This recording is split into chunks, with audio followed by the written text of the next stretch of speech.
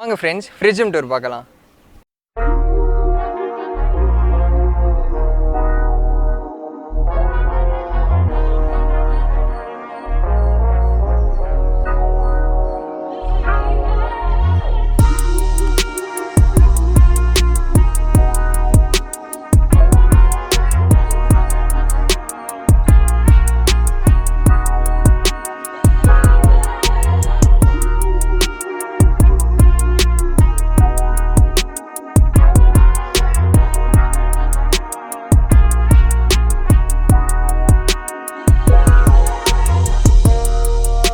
இந்த வாரம் என்ன டாபிக் போடுவோம்?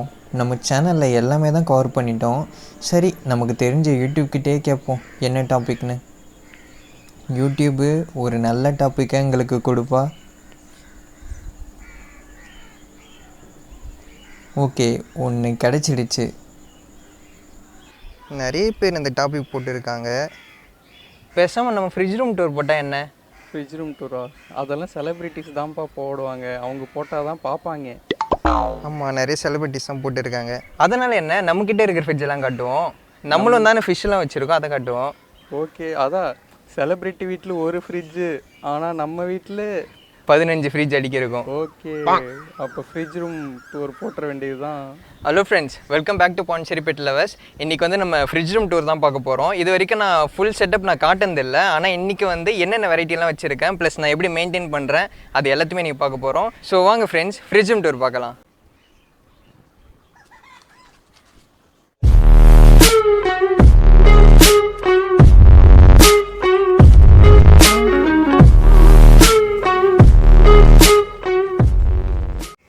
ஃப்ரெண்ட்ஸ், இப்போ ஃப்ரிட்ஜ் ரூம் டூர் நம்ம பார்ப்போம். இங்கே 15 ஃப்ரிட்ஜஸ் இருக்குது. இதை வந்து நாங்கள் 2 ரோவாக பிரிச்சுருக்கோம்.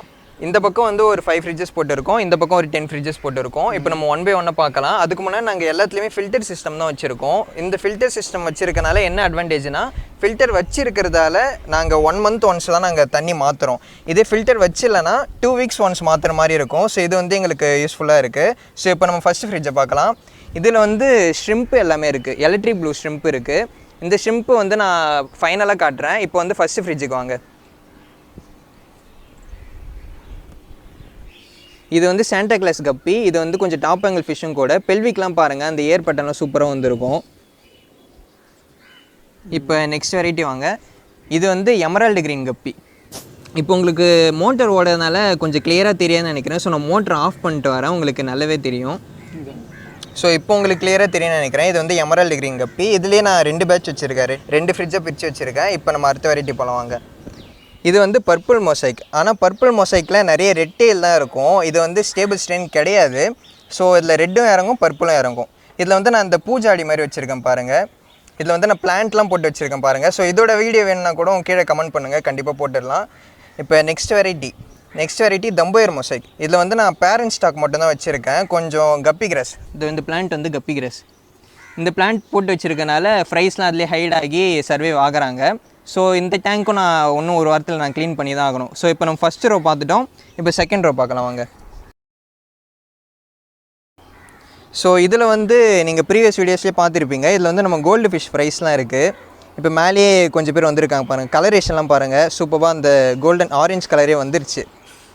ஸோ இது வந்து கோல்டு ஃபிஷ் ஃப்ரைஸ் டேங்க்கு. நெக்ஸ்ட் டேங்க் பார்த்தீங்கன்னா, ஸோ இந்த ஃப்ரிட்ஜை பார்த்தீங்கன்னா பேரண்ட் ஸ்டாக் எல்லாத்தையும் நான் நிறுத்தி வச்சுருக்கேன். நார்மல் கோல்டும் இருக்குது, பேர்ல் ஸ்கேலும் இருக்குது, சில கப்பீஸும் இருக்குது, அப்புறம் அந்த டெலஸ்கோப்பிக்கை கீழே இருக்குது. ஓகேங்களா? இப்போ அடுத்த ஃப்ரிட்ஜு. இதில் வந்து ஜெர்மன் கோல்டுன்னு சொல்லுவாங்க இந்த வெரைட்டி நேமு. இதில் ஃப்ரைஸுமே இருக்குது. இதில் நான் நிறைய ஃப்ரைஸ் எடுத்துட்டேன். ஸோ அதனால் நான் எதுவும் ஃப்ரைஸ் காப்பதில்லை. இந்த ஃபாக்ஸ்டெயில் பிளான்ட்டு கூட அவங்க ஹைட் ஆகிடுவாங்க. ஸோ இதுவுமே ஒரு நல்ல வெரைட்டி தான். இதுதான் நான் ஃபஸ்ட்டு வாங்கின வெரைட்டி. இது வாங்கிட்டு அதுக்கப்புறம் தான் எல்லாமே நான் வாங்கினது. நெக்ஸ்ட் வெரைட்டி பார்த்தீங்கன்னா ஒயிட் டெக்ஸிடோ. இதுவுமே ஒரு டாப் ஆங்கிள் ஃபிஷ்ஷு தான். அங்கே ஃபுல்லாக கவர் ஆகிருக்கும் பாருங்கள். சில ஃபிஷ்ஷுக்கெலாம் கவர் ஆகிருக்கும், சில ஃபிஷ்ஷுக்கு வந்து கொஞ்சம் அந்த ஆஃப் பிளாக் பேட்டர்ன் வந்துருக்கும். இதுவும் சூப்பரான வெரைட்டி தான். இதுவுமே நான் நிறைய குட்டி எடுத்துட்டேன், அதனால தான் நான் எதுவும் மெயின்டைன் பண்ணாமல் அப்படியே பிளான்ட் மட்டும் போட்டு வச்சுட்டேன். ஓகே, இப்போ நம்ம நெக்ஸ்ட் வெரைட்டி பார்க்கலாம். இது வந்து என்னோடய ஃபேவரெட்டு, நிறைய பேரோட ஃபேவரெட்டாக இருக்கும். இது வந்து பிளாட்டினம் ரெட் ஐ ஆல்பினோ.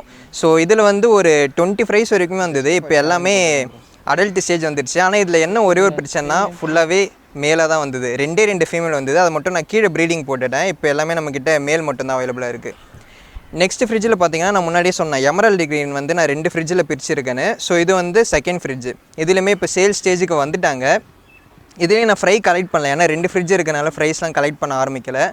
ஸோ இப்போ நெக்ஸ்ட் வெரைட்டி நம்ம பார்க்கலாம். இது வந்து நம்ம சிகே கொடுத்தாரு கிஃப்டாக. ஸோ இது வந்து சில்வர் எடோ கப்பி. சில்வர் எடோலாம் பாருங்கள், இது வந்து ஒரு டாப் ஆங்கிள் ஃபிஷ். டாப்பில் அது ஃபுல்லாக கவராக இருக்கும் பாருங்கள். அந்த ஒரு ஃபீமேல் பார்க்குறீங்க இல்லையா, அது போட்ட குட்டி தான் இது எல்லாமே. சேஸ் பண்ணிகிட்டே இருக்காங்க. அதேமாரி இந்த பிளான்ட்டையும் பாருங்கள். இந்த பிளான்ட் போடுறதுனால நிறைய அட்வான்டேஜஸ் இருக்குது. இது அந்த டாக்ஸிக் கண்டென்ட்லாம் சூப்பராக இழுக்குது. கொஞ்சம் ஸ்னெயில்ஸுமே வருது தான். அதனால தான் நான் ஒரு ரிசர்ச் மாரி பண்ணுறேன். பிளான்ட்டு வச்சு எப்படி ஃப்ரிட்ஜ் இருக்குது, பிளான்ட் வைக்காமல் எப்படி ஃப்ரிட்ஜ் இருக்குன்னு ரிசர்ச் பண்ணிட்டு இருக்கேன். ஸோ செகண்ட் வெரைட்டி, அடுத்த வெரைட்டி பார்ப்போம். அடுத்த வெரைட்டி வந்து நியான் ப்ளூ டெயில். இது பேரண்ட் ஸ்டாக் பாருங்கள், எல்லாமே கன்சீவாக இருக்குது. இது தனியாக எடுத்து போட்டாலே எப்படியும் குட்டி போட்டுரும். நிறைய பேர் கேட்குறீங்க எப்படி குட்டி போடலாம் காப்பாற்றுறீங்கன்னு.